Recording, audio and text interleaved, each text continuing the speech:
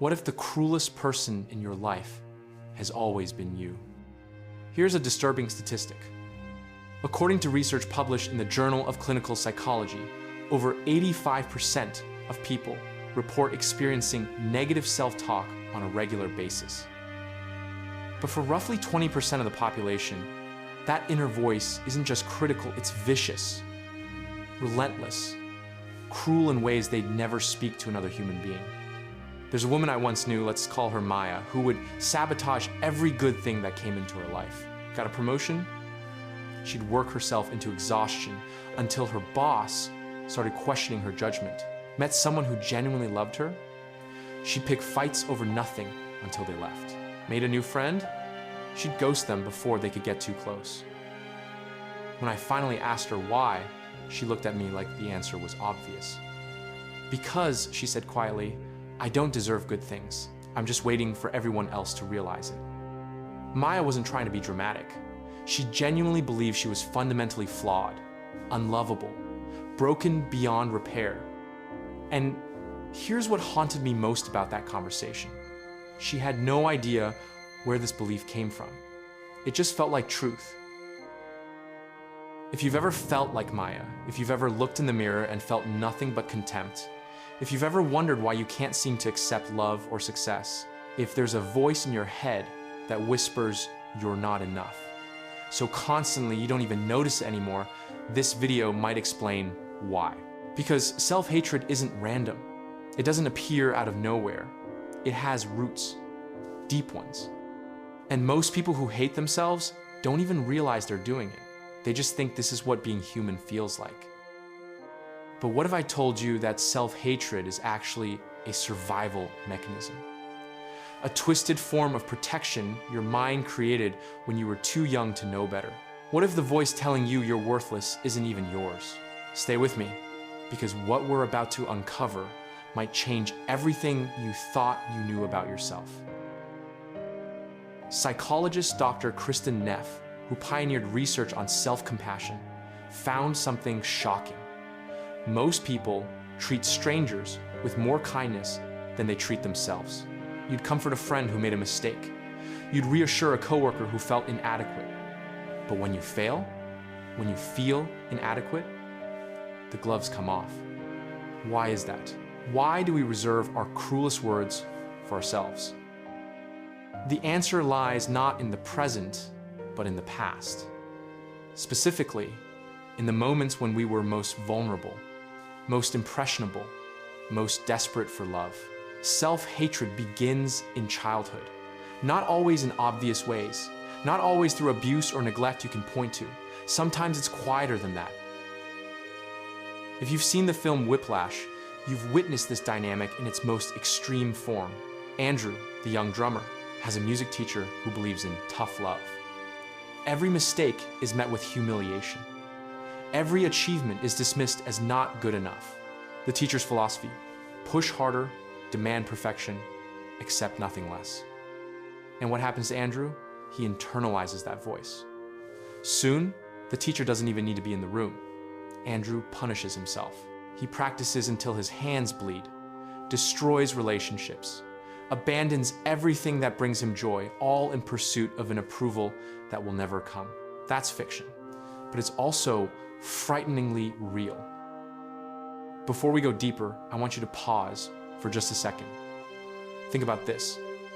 What's the harshest thing you've told yourself today? Not yesterday, not last week, today. Was it about your appearance, your work, a mistake you made, something you said? Hold that thought. We'll come back to it. Because that voice, the one criticizing you, it had to come from somewhere. And understanding its origin is the first step toward silencing it. Psychologist John Bowlby, who developed attachment theory, discovered that children form their sense of self through their earliest relationships. When a child receives consistent warmth and acceptance, they internalize a belief: I am worthy of love, I am safe, I belong. But when that warmth is conditional, given for achievements, but withheld for perceived failures, the child internalizes something different. I am only valuable when I perform. My worth must be earned. And I'm failing at earning it. Does this sound familiar?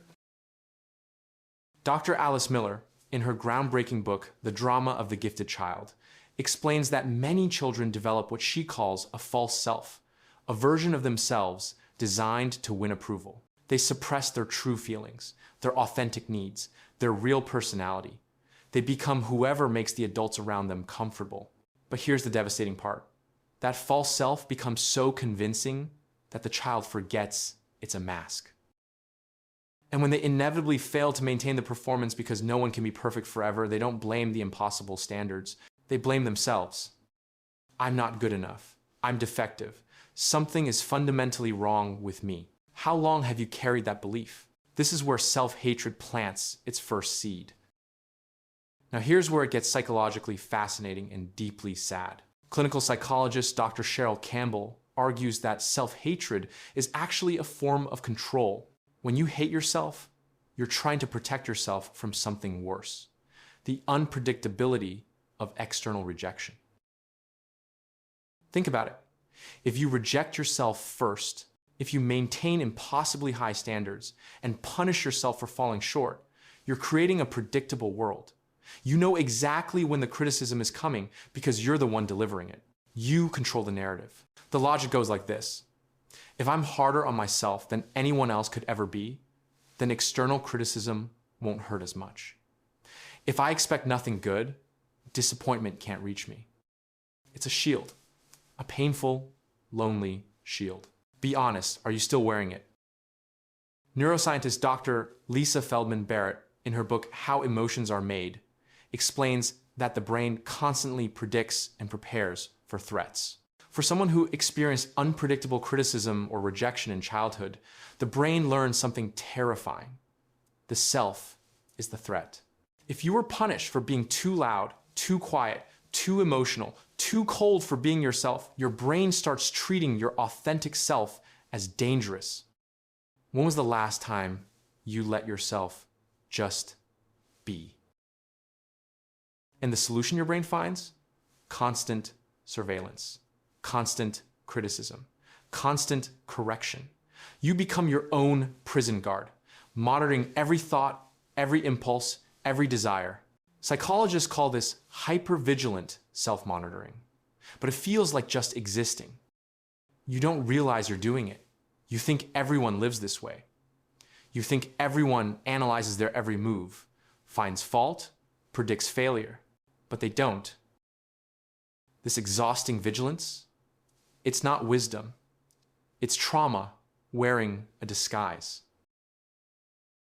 Let's get neurological for a moment, because this isn't just emotional, it's biological. When you experience chronic self-criticism, your brain responds as if you're under attack. The threat just happens to be coming from inside. Research from neuroscientist Dr. Paul Gilbert shows that self-criticism activates the same brain regions as external threats. Your amygdala lights up, cortisol floods your system, your body goes into fight or flight. But here's the cruel twist. When someone else criticizes you, you can eventually escape them, leave the room, end the relationship, create distance. When the critic lives inside your head, there's no escape. You carry the threat with you everywhere, to bed, to work, to moments that should be joyful. The voice never sleeps. And over time, this constant activation of your stress response literally reshapes your brain. Studies show that people with high levels of self-criticism have measurably different brain structures. The default mode network, active during self-reflection, becomes hyperactive. It constantly scans for flaws. Meanwhile, the prefrontal cortex shows reduced activity, making it harder to challenge negative thoughts.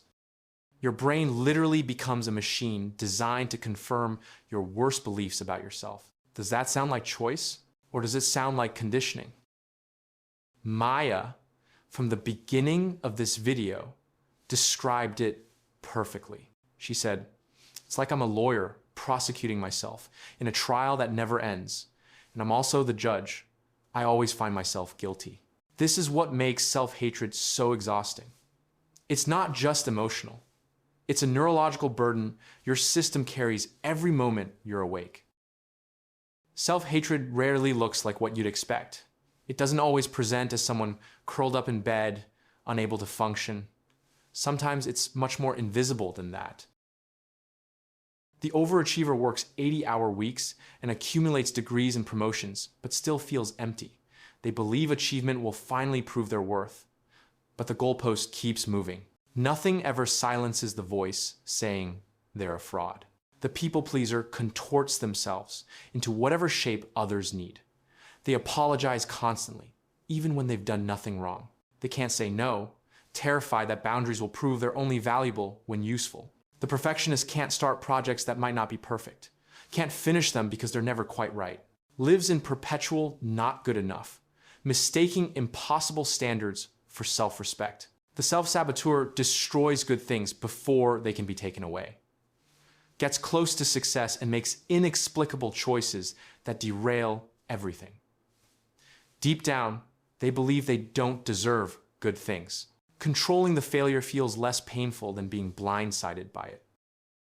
Psychologist Dr. Tara Brach calls these strategies trance states, patterns we fall into that disconnect us from genuine experience. We perform these roles so completely that we forget we're performing. Which mask have you been wearing? And for how long? Maya, from the beginning of this video, was a self-saboteur. But she didn't see it that way. To her, she was just being realistic, just protecting herself, just facing what felt like inevitable truth. Everyone would eventually see she wasn't worth keeping. The tragedy is that she created the exact outcome she feared, not because it was inevitable, but because her self-hatred wouldn't let her accept anything different. Here's something that might shake you. The voice you think is you often isn't. Developmental psychologist Dr. Donald Winnicott wrote about how children internalize the voices of their caregivers. When a parent repeatedly criticizes, dismisses, or shames a child, that voice gets recorded, installed. It becomes part of the child's inner landscape.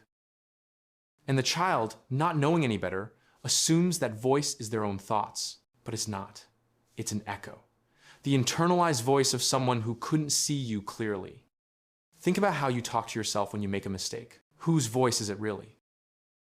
In the film Good Will Hunting, there's a moment when Will, a genius who believes he's worthless, finally breaks down in therapy.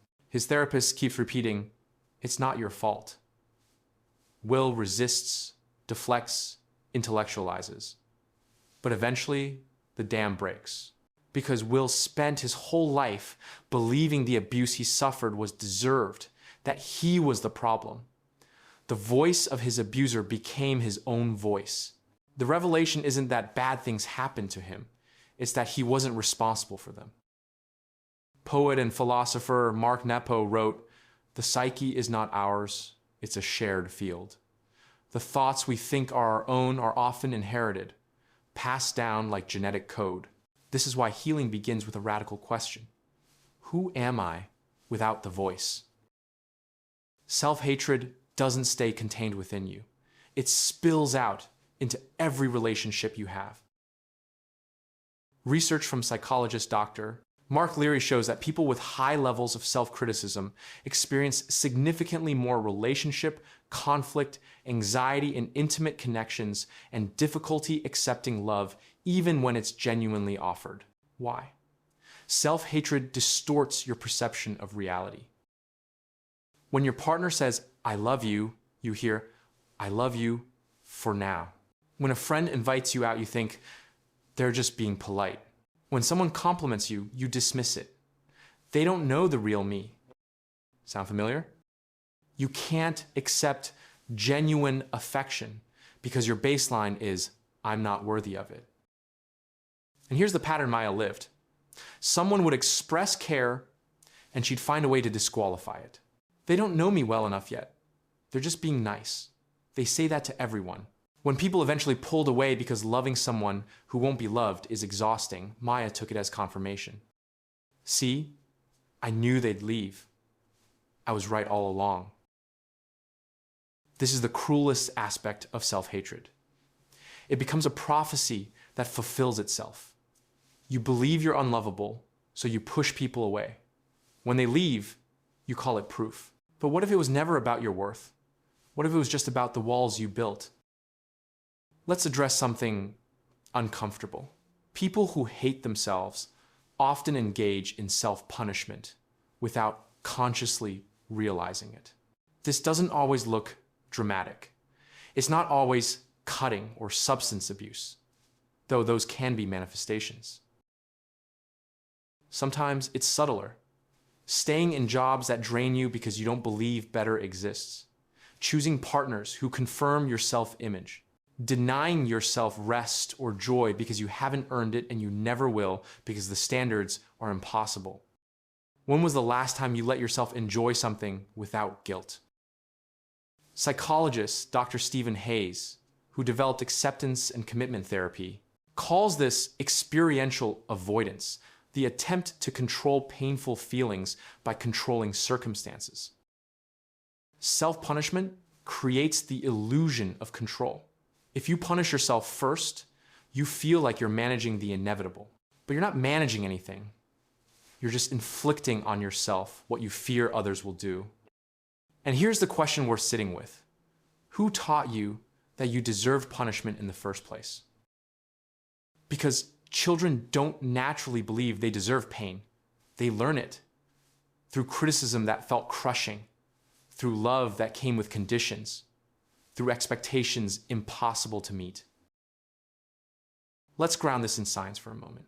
A landmark study published in Clinical Psychology Review examined over 200 studies on self-criticism and found a consistent link between harsh self-judgment and nearly every form of psychopathology, depression, anxiety, eating disorders, substance abuse, even physical health problems. But the study revealed something else. Self-criticism predicted mental health problems better than the original trauma. What happened to you matters, but how you speak to yourself about it matters more. Read that again. The way you talk to yourself matters more than what was done to you. Dr. Paul Gilbert's research on compassion-focused therapy found that people with high self-criticism show reduced activity in brain regions associated with warmth. Their brains literally struggle to access feelings of kindness, even toward themselves. He discovered these individuals often had childhoods where warmth was scarce. They didn't experience enough soothing, enough reassurance, enough unconditional acceptance. Their brains never developed strong pathways for self-compassion. They have a voice for attack, but no voice for comfort. Think about what that means. A child falls and scrapes their knee. A loving parent soothes them. It's okay, sweetheart. You're okay. Let me take care of that. The child internalizes that voice. Later, when they experience pain, they can call on it. They know how to self-soothe. But what if that voice was never there? What were you doing running around like that? I told you to be careful. Now look what you've done. The child learns that pain is their fault, that their distress is an inconvenience, that they should have known better. And decades later, when they experience pain, emotional, professional, relational, they don't comfort themselves. They attack themselves. Why didn't you see that coming? What's wrong with you? You should have been more careful. This is your fault. Self-hatred isn't a character flaw. It's what happens when self-compassion was never installed in the first place. So here's the question you're probably asking. Can this be changed? Or are people who hate themselves condemned to live that way forever? The answer is yes, it can change, but not easily and not by accident. Healing from self-hatred requires something that might sound impossible. Learning to parent yourself the way you deserve to be parented. Dr. Kristin Neff's research shows that people can develop self-kindness even if they never experienced it as children. But it takes practice. Conscious, repeated practice. This means catching the critical voice and asking, would I say this to someone I love? If the answer is no, then it's not truth, it's cruelty. And cruelty, even when self-directed, doesn't create growth. It creates shame. And shame feeds more self-hatred. Does that cycle sound familiar? Therapy can help. Approaches like internal family systems, developed by Dr. Richard Schwartz, help you identify and heal wounded parts of yourself. Compassion-focused therapy trains your brain to activate soothing systems you may never have developed. But therapy isn't the only path. Connection heals. When you find people who see you clearly, not the mask, not the performance, but the actual you, and don't recoil, something shifts. You start to think, maybe I'm not as broken as I believed. Have you let anyone see the real you lately? Or are you still hiding behind the performance? It won't happen overnight. You won't have one good experience and suddenly love yourself. The self-hatred voice has decades of practice. It knows all your weak spots. But with time, with practice, with people who hold up a different mirror, you can build a new voice, a kinder one. One that says, you're allowed to make mistakes. You're allowed to be imperfect. You're allowed to need help. You're allowed to be human. I want to tell you what happened to Maya, because her story doesn't end in tragedy. After years of self-sabotage, she hit a breaking point. She just ruined another relationship with someone who genuinely loved her, and for the first time, she couldn't ignore the pattern. She started therapy, and for months, she resisted everything her therapist suggested. Because accepting compassion felt dangerous. Believing she was worthy felt like lying to herself. But slowly, something began to crack. Her therapist asked her to imagine herself as a child, specifically at 7 years old, right after her parents' divorce, when she decided that the divorce was somehow her fault. Look at that little girl, her therapist said. The one who thought she was so terrible that her parents couldn't stay together. The one who decided she was the problem. What would you say to her? Maya started crying. Because she wouldn't say any of the things she'd been saying to herself. She wouldn't call that little girl worthless or broken or unlovable. She'd want to hold her, tell her it wasn't her fault, tell her she deserved care. And in that moment, Maya realized that little girl is still inside me. And I've been punishing her for 30 years for something that was never her responsibility. That realization didn't fix everything, but it was a beginning. If you've made it this far, I want you to try something. Close your eyes for a moment, after you finish reading this, and think about the harshest thing you've said to yourself recently, the cruelest criticism, the deepest insult. Now ask yourself, where did that voice come from? Is it yours? Or is it someone else's voice that you've been carrying? Because here's what I want you to understand. You are not your self-hatred. You are the person self-hatred is happening to. There's a difference, a crucial, life-changing difference. Self-hatred is a wound. It's scar tissue from old injuries. It's a defense mechanism from a time when you needed one. But it is not your identity. It is not truth. It is not wisdom. And just like any wound, it can heal. Not by pretending it doesn't exist, not by thinking positive thoughts and hoping for the best, but by looking at it clearly, understanding where it came from, and choosing repeatedly, daily, moment by moment to treat yourself differently than you were treated. This is the hardest work you'll ever do.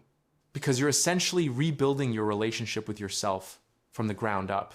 You're learning a new language, installing new software, but if you don't do this work, the self-hatred wins. It becomes your legacy, the story you tell yourself until the story becomes your life. So what will you choose? If this resonated with you, drop the word "seen" in the comments. Not for me, but for every other person reading this who needs to know they're not alone in feeling this way. Share your story if you feel safe doing so. Your experience might be the lifeline someone else needs to realize they're not broken beyond repair. And if you want more content on healing, self-compassion, and understanding the psychology behind your pain, subscribe. Because this conversation doesn't end here. There's so much more to explore, so much more healing possible. The person you've been punishing doesn't deserve punishment. They never did. Maybe it's time to tell them that